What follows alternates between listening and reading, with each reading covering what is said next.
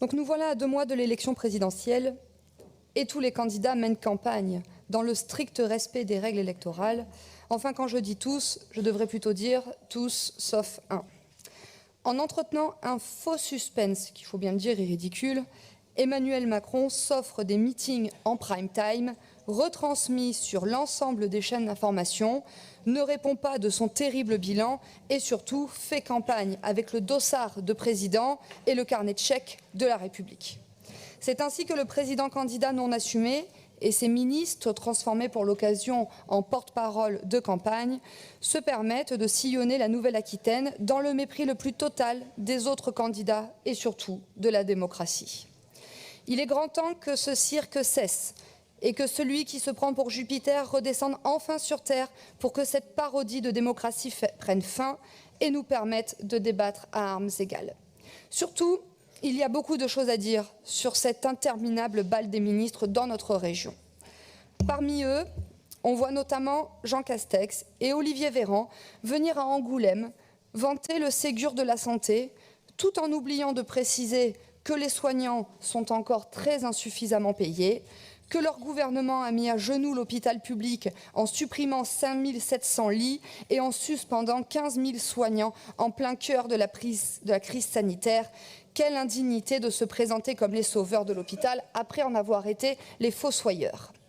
On voit également le ministre de l'Agriculture de Normandie, à Mont-de-Marsan, au chevet de la filière palmipède, qui fait face à la crise de l'influenza aviaire dans les élevages. Nous aurions beaucoup aimé vous voir, vous, Monsieur le Président, à ses côtés dans cette démarche, certes louable, mais qui oublie l'essentiel, à savoir que vous devez tous des excuses à cette profession.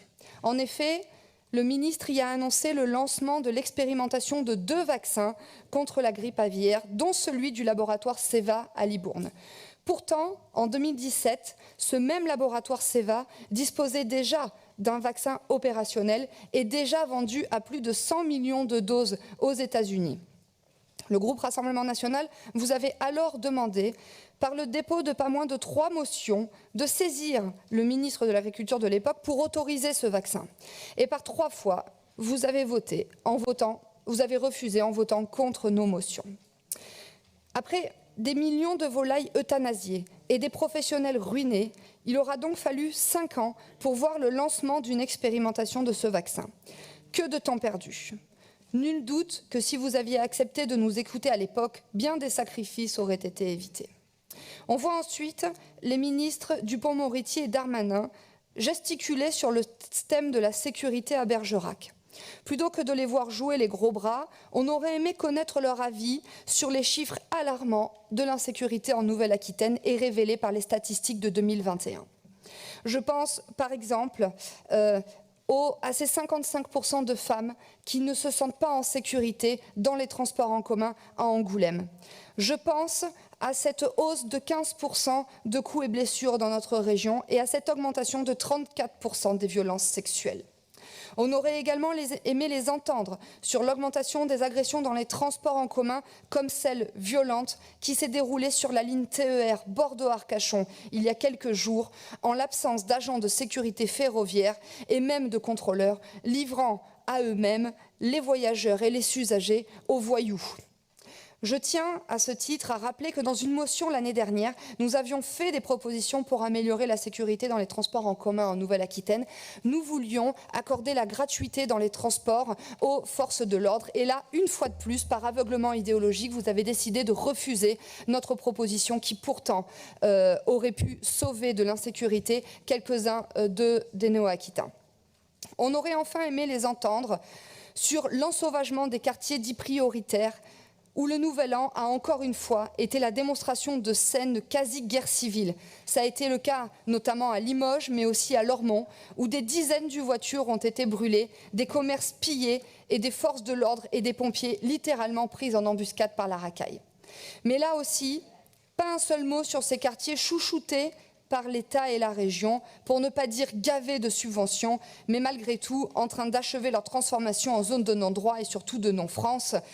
Nous vous ferons des propositions budgétaires tout à l'heure pour mettre fin à cette coûteuse, ruineuse et inefficace politique de la ville.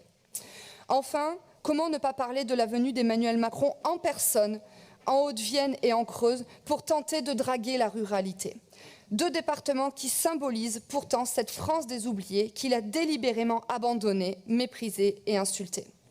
2 départements qui font face à une extrême pauvreté, à l'explosion du coût de la vie, à la désindustrialisation, à la fermeture des commerces de proximité, des bureaux de poste, des trésoreries et de nombreuses classes dans les écoles primaires. Et enfin, à la désertification médicale, puisque, rappelons-le, la Creuse est l'un des plus grands déserts médicaux de France métropolitaine.